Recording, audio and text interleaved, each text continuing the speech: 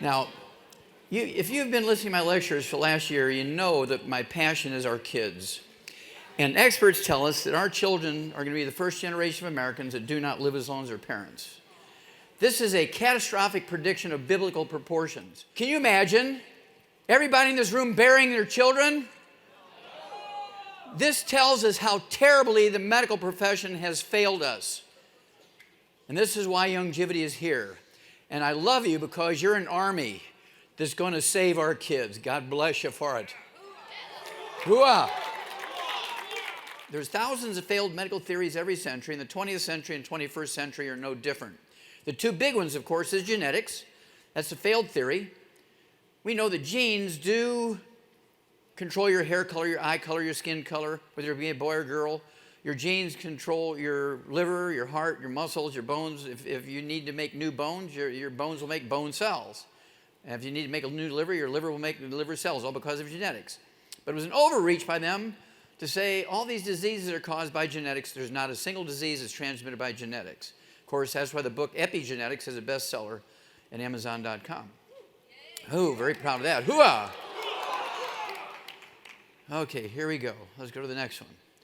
Disability prevalence says the darker states are the ones that have the worst records. So you can look at the Great Lakes states, you can look at the Southeast, you can look at Nevada and New Mexico, and even Texas is not really good.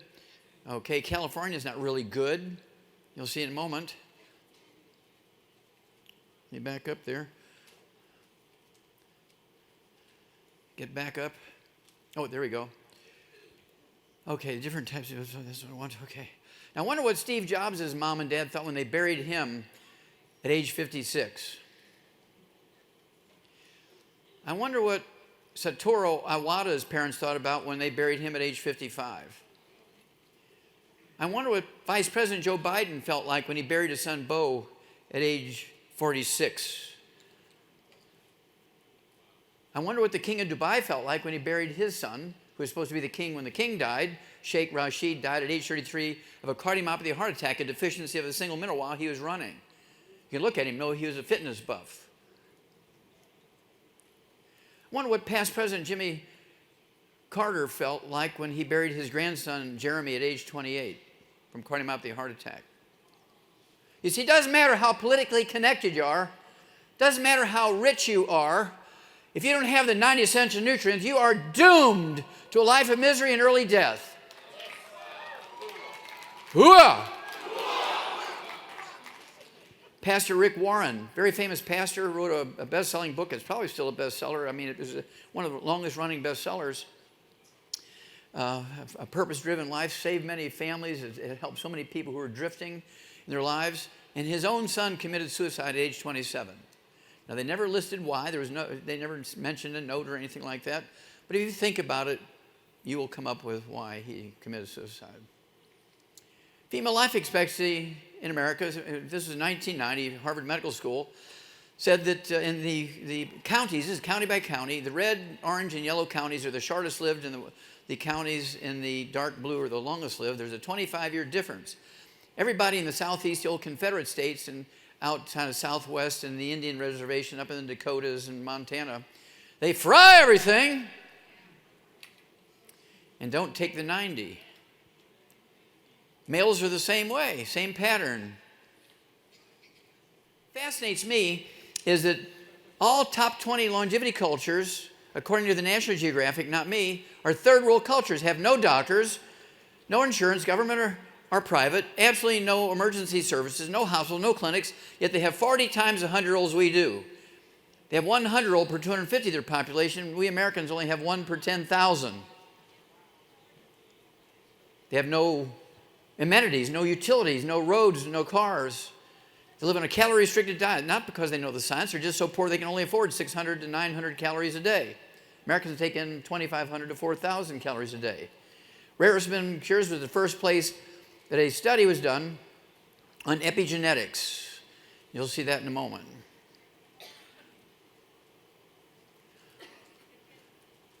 Some of this we're going to go fast through it so you can read the books and listen to the CDs. I don't know, I'm not getting a response here. Can you advance that one for me? It doesn't want to go. Hello.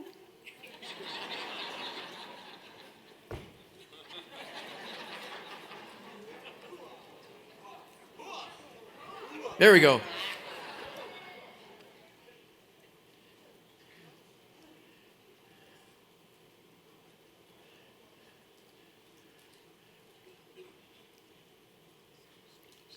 This baby will live to be 120. This baby could live to be 142. That's because they're doing it in those countries.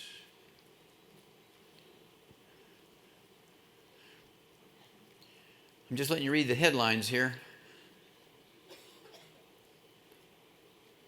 These are the longest lived people on earth. The Huns in the Hunza Valley and the Karakoram Mountains, separating out Pakistan, northern Pakistan from China. They literally live in the biblical land flowing with milk and honey. The Giltar Glacier, the water comes out from underneath it, looks like milk, and it's because of all the minerals in the water. And there's more species of bees, more wild honey around the Giltar Glacier than any place else in the world because bees like minerals.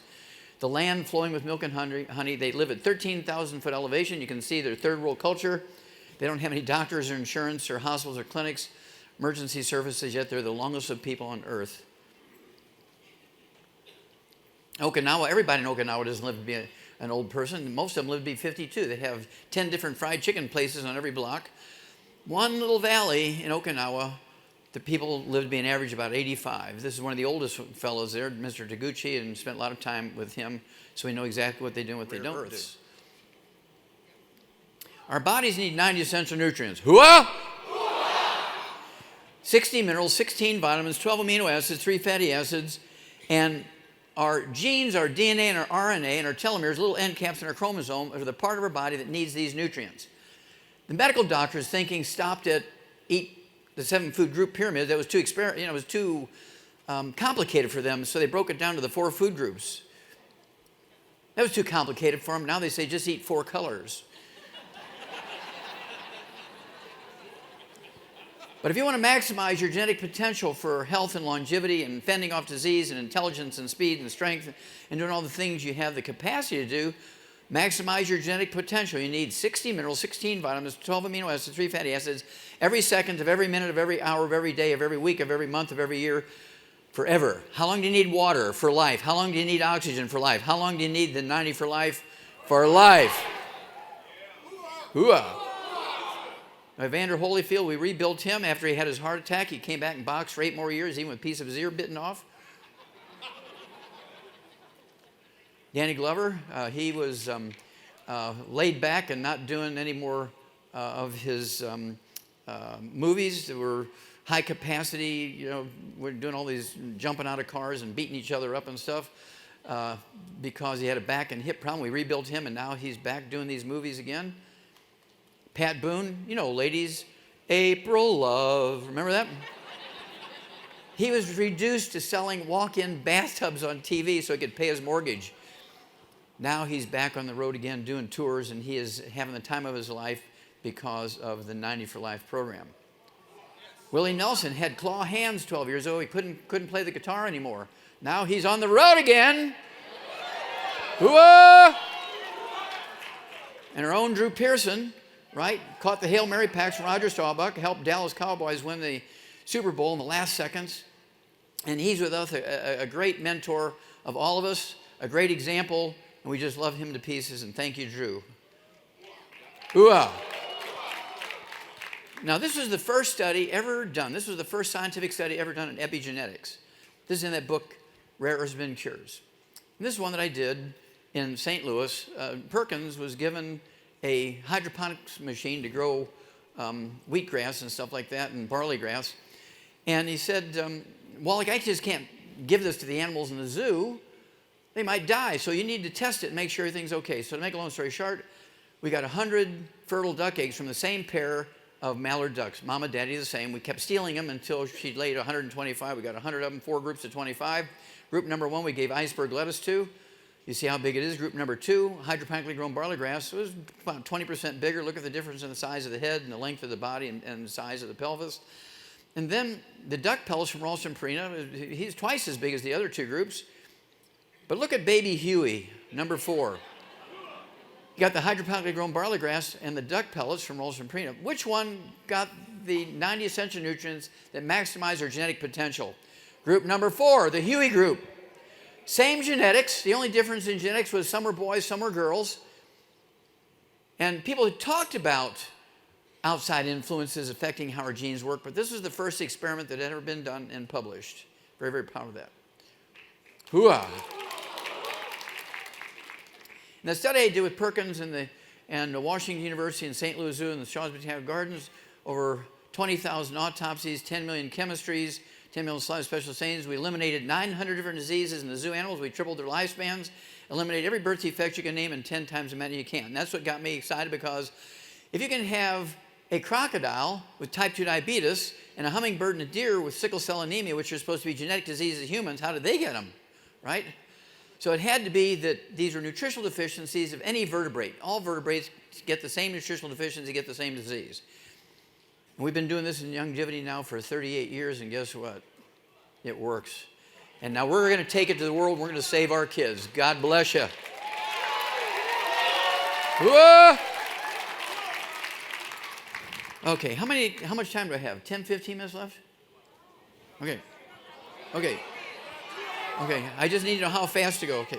Now, 5, 6, 7,000 years ago, pharaohs and kings and generals and successful businessmen paid grave robbers bags of gold, maybe worth millions of dollars today, bags of gold and silver, to bring them mummies. And they would grind up the mummies into what they called mummy dust. And the mummy dust, they used like condiments. They'd sprinkle it on their food like salt and pepper, because of the longevity factor of being a mummy. They're supposed to live in the afterworld forever, and that's why they killed all their soldiers and their favorite horses and their 400 wives and all that kind of stuff, and so they could take all these people they loved with them, right? So the average person, slaves couldn't afford mummy dust, so how did they get their minerals?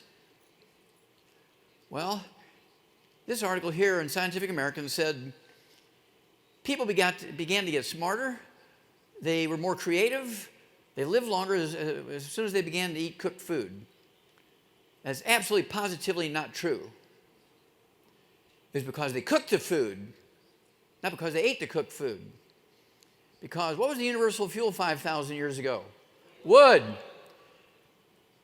And the consequences of burning wood for fuel, whether it's for cooking or heating water or light, whatever it was it had ashes. Now, the wood ashes are not really ashes. 95 to 98% of that powder, that volume of powder that comes from burning wood, are really the minerals that the tree sucked up out of the ground. It might be gray or black because there's some carbon left in it. But the trees would suck up these minerals out of the ground, burnt the wood. We would fertilize gardens for 5, 6, 7,000 years with wood ashes, a.k.a. plant minerals, a.k.a. wood ashes.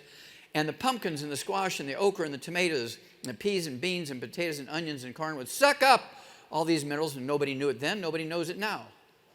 Only you and God knows this, okay? People who are environmentalists don't know this. Elected officials don't know this. Certainly doctors don't know it. Pharmacists don't know it. The plants would suck up those minerals, and they ate the plants, and that's how they unknowingly for 5,000 years got their nutritional minerals. It was by eating plants that were grown in gardens, fertilized with wood ashes.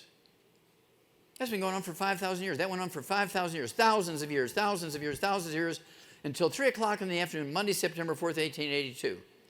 At 3 o'clock in the afternoon, Monday, September 4th, 1882, on Pearl Street in New York City, in the bluff overlooking the construction of Brooklyn Bridge, this fella here, Thomas, that's a wood stove, obviously. This fella here, Thomas Edison, back up. Thomas Edison pulled the switch on the first commercial electric generating plant. And within 10 years, every city, every industrialized nation converted over to electricity from wood as universal fuel. Now, this began the downward spiral of Americans and people in the industrialized world, across the world, because how many wood ashes are left over every morning in your home when you fuel your home with electricity? 0. And what did people replace their traditional source of nutritional minerals with? Nothing, because they didn't know it was in the ashes they were fertilizing their plants with.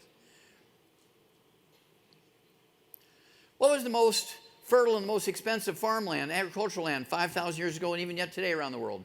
Floodplains. When the flood waters would recede in the fields every year, what did it leave behind? Silt, which were minerals from mountains hundreds, maybe even thousands of miles upstream. Now, the farmer pushed that silt off to the side before he planted? No, he plowed it in and renewed the minerals in the soil every year, plus throwing the wood ashes out in the gardens. Well, politicians are politicians, even 5,000 years ago. You vote for me, you'll get free medical care.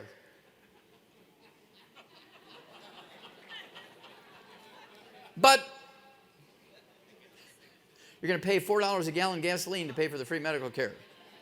Ask the Canadians how they enjoy their $4 a gallon. They don't like it. Okay, and then you vote for me, we're going to have electricity in every home. Clean, safe, cheap, and convenient. And everybody voted for them, and they had the TVA, Tennessee Valley Authority, electrified about 12 states. The Hoover Dam, damming up the Colorado River, dammed up another 15 states. So about 25, 30 states were electrified just from those two river hydroelectric plant systems, damming up the rivers.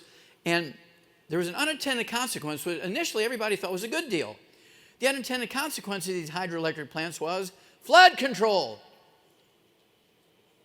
No more flooding, no more silt. By 1936, we had the Great Depression and the Dust Bowl because our soil was dead. All because they dammed up all the big rivers for electricity. And Granny would say, shouldn't I be supplementing with something that says on the radio I need to take some vitamins and minerals? Well, interfere with our prescriptions. You can't take vitamins and minerals. You can't take vitamins and minerals. You'll have expensive urine. You're just wasting your money. You just pee it all away. Bam! Grandma was dead. Because she listened to the doctor. Well, according to the World Health Organization, right now there's 960,000 dams in the world.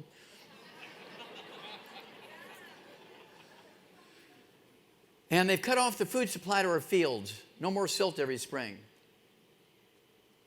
It got worse because it also shut off the food supply to the ocean. The ocean is dying, no doubt about it. The ocean is dying very rapidly now. It's just in a terrible downward accelerating spiral. If you see an Atlantic salmon on a menu in a restaurant, that's raised in a pond in Texas, unless it says wild caught, and you'll notice the difference. The one that's raised in a pond in Texas will cost you $40 for a 4-ounce filet dinner. But if it says wild caught Atlantic salmon, you're looking at $80 a plate. Because they can't send out a fleet of boats to catch salmon anymore because, as they say in France, they just ain't there anymore. Because we cut off the food supply to the ocean by damming up the rivers for electricity. No more silt getting to the ocean, which was the fertilizer for the ocean. The silt was the fertilizer for the ocean. Where's the most fertile places in the ocean? The deltas, where the rivers would come into the ocean and the silt would build up. That's where all the fishermen would go. They'd always go to the deltas because that's where all the fish were. Not anymore.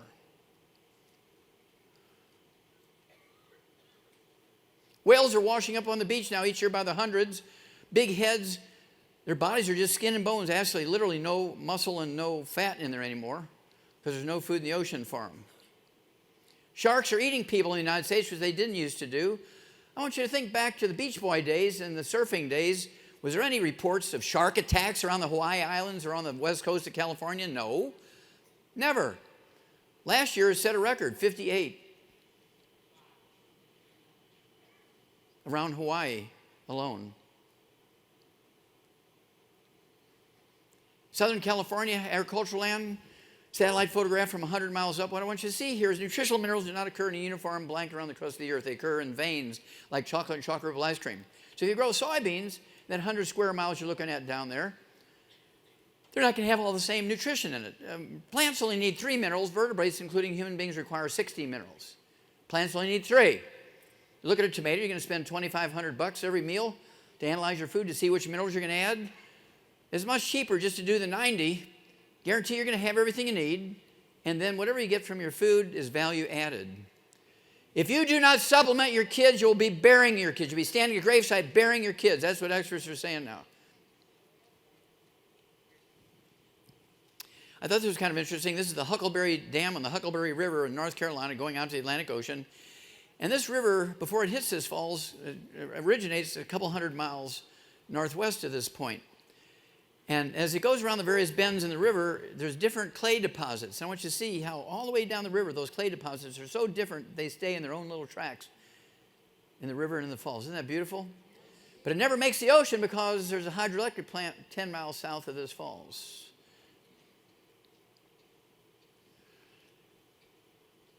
How many of you have ever been to the Youngevity source of minerals? Raise your hand if you've been there. Oh, it's only a couple of dozen. Okay. Every year we take a tour out there, and this year will be no different. We're going to take a tour out there, maybe 2 or 3 or 8 or 10.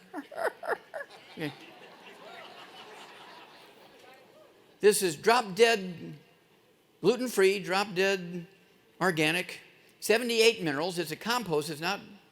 This is not fossilized or rock. You put your hand in there, come out, it's like a handful of coffee grounds. We have a 100 cubic mile supply here, 100 cubic miles. Very proud of that. 78 minerals, all 60 essential minerals in optimal ratios. You know the Shar?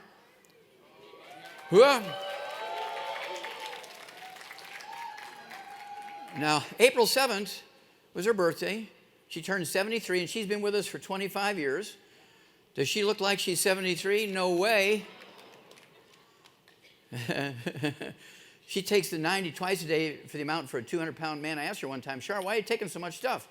She says, I'm going to live to be 200. We knew in 1936 that our soil was depleted, but they didn't express a theory of why. They didn't think about the dams cutting off the food supply to the fields. They didn't think about the electricity eliminating our source of minerals in our diet. This is the one that really gets you. This one will bring tears to your eyes. This is a very well-respected chemistry journal. It's called Food Chemistry. They harvest food from all over North America, Canada, United States, and Mexico every month, obviously in the southern tier of states and countries during the wintertime. But the important thing is they would publish that every month, and I kept track of it because they also had the amount of pollution that was in our various foods from various locations. But in this particular issue of Food Chemistry, April 16, 2012, they identified and looked at the top 8 baby formulas in North America. Similac, Enfamil, Carnation, Gerber's, ones you're very familiar with. And they said, these baby foods, well-respected baby foods, contain less than 20% the required minerals and vitamins necessary for proper development of our children, less than 20%. Dog food has 100%. Chicken food has 100%. Laboratory rat food has 100%. Sheep, pig, cow, horse food has 100%. And your babies have less than 20% because a medical doctor formulated it and knows nothing about nutrition? Somebody needs to go to jail. Hooah! This was an article out of their newspaper out there. Their equivalent of USA Today. It's called the Globe and Mail. This medical doctor didn't like it that we were up there working hard and had so many of their people coming to our meetings. And so he wrote an article and said, why wouldn't you just eat these fresh vegetables and fruit instead of taking all those vitamins and minerals? Well, you know the reason. Plants only need 3 minerals. We need 60. Can you guarantee that fresh fruit and vegetables has all 60 essential minerals? No, I can guarantee they don't. So if you don't supplement them, your children, you'll be standing at your gravesite burying them. This was a 100-year study by the U.S. Department of Agriculture. It came out April. Whoa!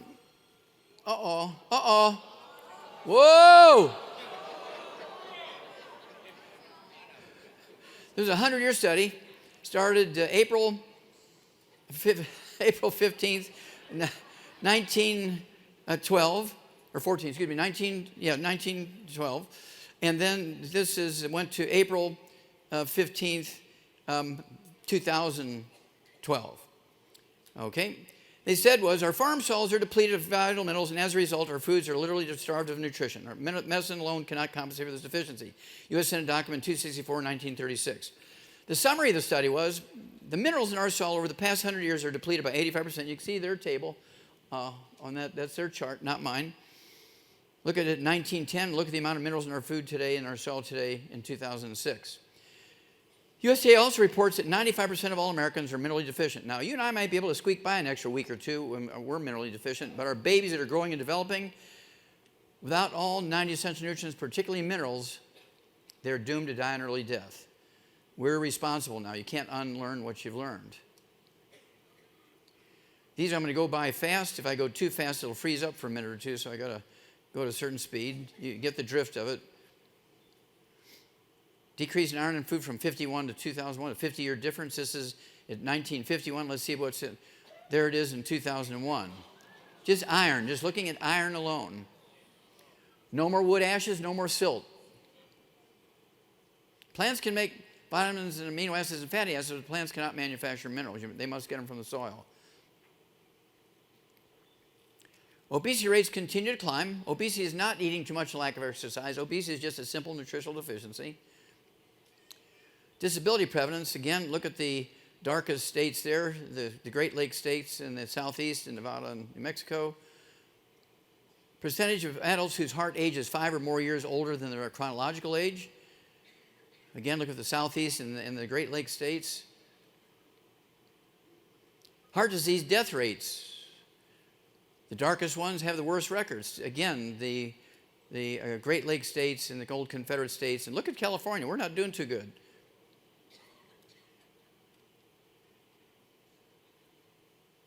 This is cancer. Why does Kentucky have the highest cancer rate in America? Kentucky Fried Chicken! You think about it. Anybody here know of a pastor in your lifetime, a pastor, a good God-fearing pastor who preaches the word perfectly every Sunday? Do you know of any one of them that's lived to be 120 as God commanded? No. That's because everybody in their church loves them and they bring them fried chicken after church every Sunday. Bam, they're dead. You've seen this one earlier this afternoon, life expectancy, males and females. Okay, last 2 slides. You know the convenience here of the Healthy Start Pack. Everybody needs the 90 essential nutrients. If you give this to a 50-pound kid, it's a 2-month supply. Give it to a 30-pound kid, it's a 3-month supply. Give it to 200-pound adults, it's a 2-week supply. We have secret sauces. What would you use the Healthy Weight Loss Pack for? Well, you're a smart group, okay? What would you use the Healthy Blood Sugar for? Healthy Blood Sugar Pack. Diabetes. Okay, what would you use the Healthy Bone and Joint Pack for? You got it. Or osteopenia, osteoporosis, bone spurs, kidney stones, periodontal disease, which is osteoporosis of the face. What would you use a Healthy Sports Pack for? Athletics, or somebody who's doing hard physical work and sweating. What about the Healthy Brain and Heart Pack? Anything going on with the brain, the heart, and the liver, the kidneys, the muscle, anything going on. You want the Healthy Brain and Heart Pack. Beginning to get the picture here? This is not difficult. We can train people very quickly to do this and save our kids.